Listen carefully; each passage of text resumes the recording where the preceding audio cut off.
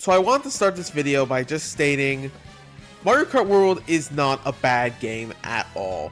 And I find it absolutely insane how many comments I'm seeing in reviews for the game that are hating on it just for existing practically. Yes, it's $80 when it really shouldn't be, and yes, they did in fact neuter the online. But I feel like it's absolutely absurd to not give the game credit where it's due, such as for its great music, its great gameplay, and its great character selection. Also, I think that it's disingenuous that people would scrutinize people for getting the game, because at the end of the day, it had been 11 years since we got a new Mario Kart from the ground up. So you can't really blame people for wanting to get the game and being excited for it. I just am personally tired of the constant negative outlook on this game, when it definitely has a lot going for it. But with that said, I feel like Mario Kart World as a whole highlights an overall mindset issue that Nintendo has had with a lot of Mario spin-offs as of late. Some of these spin-offs have had this problem resolved, some haven't. But I do just want to go over it briefly in this video. This is the belief that different equals better. So what do I mean by this? Well, Mario Kart World is a prime example. For the first time in series history, you have the option to do races where you drive from course to course. Or as one of the directs put it, I'm pretty sure this is the way they put it, for the first time, you have to drive from course to course to get to the next race, or some dumbass shit like that. As a whole, I don't mind this new change, and I don't even hate the intermissions as a whole, but I do think there's absolutely no way I can consider the design and gameplay of these courses better than any of the traditional 3-lap tracks in this game. The thing with this game is, the 3-lap tracks are fantastic. I say the lineup of 30 tracks, while not ideal, I think 32 should be the standard, is one of the most consistent lineups we've had. Spoiler, but my least favorite track is Desert Hills.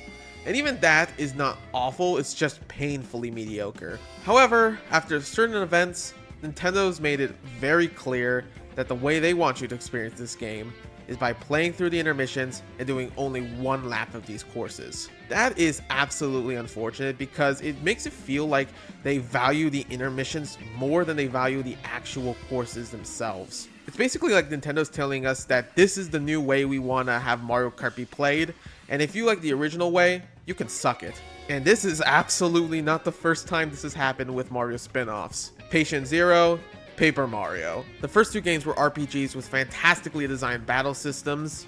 Super Paper Mario changed up the gameplay, however it still maintained the great characters and epic story you'd expect of a Paper Mario game. Then 2012 happened, and the last 3 Paper Mario games, while marginally improving with each entry, they just lack battle systems that are as engaging and feature characters and stories that just aren't as interesting as any of the first 3. And this is apparently how Nintendo wants us to experience this series, because as interviews have proven, they don't intend to ever create any actual unique species or original character designs, and they seemingly only want to surprise us with new battle systems for every single game. It's different, so it's better. Play it our way.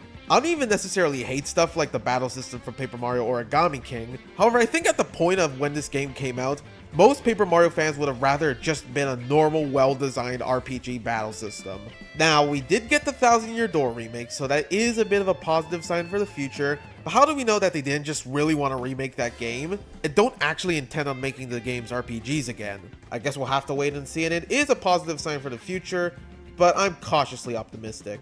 Maybe they'll end up like Mario Party, a franchise that once suffered the exact same problem. With the new team following Hudson Soft, the original developers of the series, going defunct, it was almost like they had a contempt for the way the franchise usually was. Massive boards where players were able to move freely, use items, and roll a dice block from 1 to 10 in order to get stars on the map, playing minigames after every round, and using a little bit of luck to win along the way. Instead, for 6 consecutive entries, they tried new formulas that just weren't as compelling gameplay-wise, and they seemed like they never ever wanted to actually commit to that original experience. Of course you have 9 and 10, which I don't even have to waste breath on. The new car mechanic made the games way too reliant on the actions of other players to be the reason why you are able to win. And then you have the 3DS entries, which all had somewhat different gameplay styles, with Island Tour having unique board themes, and Star Rush, I bet none of you guys remember that game, touting the tagline, "It's always your turn." And then Top 100, I refuse to acknowledge that that's an actual video game. We seemingly reached the end of this dark tunnel with Super Mario Party, which had gameplay that looked like the Hudson era, but plays worse in almost every aspect. The the dice block's still only 1 to 6, the boards are way smaller than any of the previous games, and there were barely any board events on them. Once again, it was sort of like, yeah, we kinda wanna do what the fans want, but that's not the way we feel like doing it. A watered down version of your favorite party game experience. An absolute slap to the face. Thankfully, they finally correct things with Mario Party Superstars, which brought back some original boards, and what seemed like them finally testing out bigger, more expansive boards for this franchise again. Not to mention it pretty much did what Top 100 should have done. And it all came to an apex with Mario Party Jamboree, one of the best games we've ever gotten in this series, with memorable new boards and great returning classics. I for one am so glad that Nintendo and NDQ finally came to their senses and realized that doing things differently every time doesn't work, and that the best course of action is to just do what always worked all along. The irony in all of this is how people usually praise the mainline Mario entries, whether it be 2D or 3D, for how they change up the formula every single time.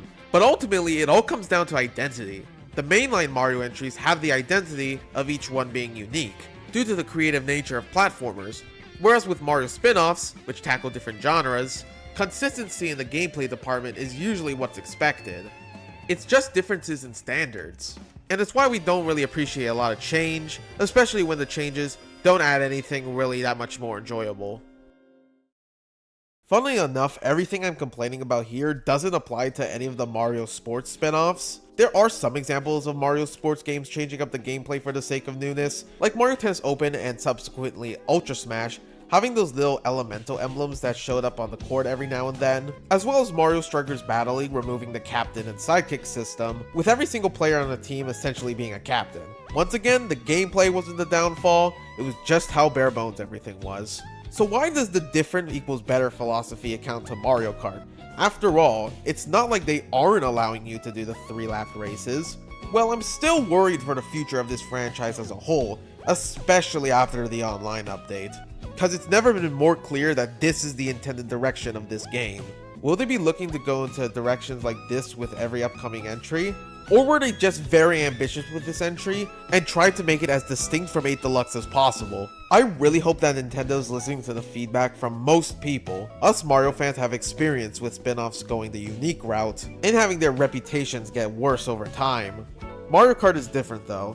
No other Mario spin-off does as well commercially. I really hope Nintendo understands how important this IP is to them, and that drastically changing the gameplay of this series wouldn't just be disheartening to hardcore fans, but likely the casual audiences as well. The biggest difference between this and Paper Mario and Mario Party is that they right away went to new ideas being the main focus of the gameplay, whereas here I'm more worried that the new ideas will eventually become the main focus of its gameplay. Let's just hope that Nintendo can realize, like they have with other franchises, that different doesn't always equal better. Let me know if you agree or disagree in the comments.